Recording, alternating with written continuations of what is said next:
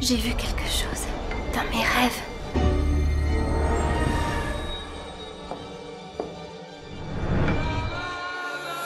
Bonjour à vous les petits cinéphiles, aujourd'hui une nouvelle sortie ciné et un petit rattrapage avec le film Last Night in Soho. Le film est réalisé par Edgar Wright, un réalisateur que j'apprécie plutôt bien de par son style, sa réalisation et surtout ses films précédents.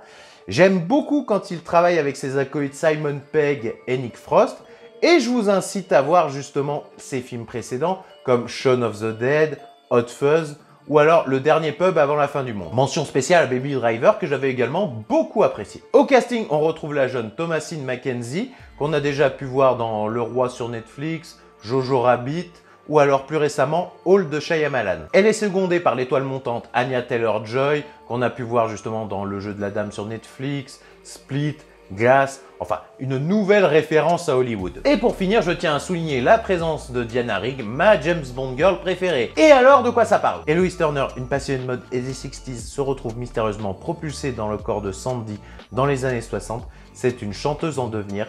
Là, Héloïse va découvrir que le Londres de cette époque recèle de lourds souvenirs. Et je dois dire que c'était quelque chose, ce nouveau film d'Edgar Wright. Déjà, j'ai été vraiment conquis par la réalisation. Le directeur de la photographie a fait un superbe boulot sur les couleurs. Il y a des jeux de couleurs magnifiques, hypnotisants. C'est très réussi. Ajoutez à cela le style hyper cuté d'Edgar Wright et vous avez un film vraiment très dynamique. Mais ce que j'ai préféré, c'est vraiment la reconstitution du Londres des années 60.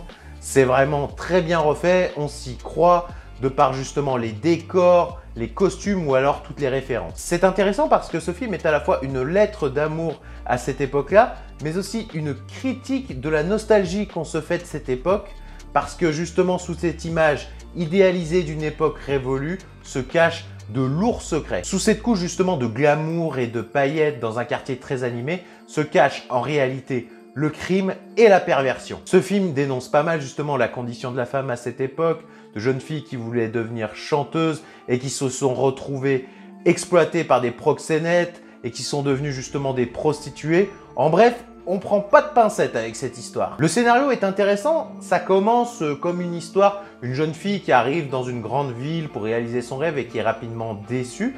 Et le film justement prend un tournant inattendu, plein de rebondissements, ça te fait poser pas mal de questions et ça t'emmène dans certains recoins assez inattendus. Et le film a un côté vraiment fantastique et horrifique et je m'y attendais pas du tout, mais je préfère vous prévenir parce que c'est vrai que ça peut en déconcerter certains. À mon sens, pour regarder ce film, il faut avoir l'esprit assez ouvert et pas être terre à terre justement, sinon tu risques de passer un mauvais moment. Côté acting, Anya Taylor-Joy brille et fascine de par sa beauté et son interprétation du personnage de Sandy.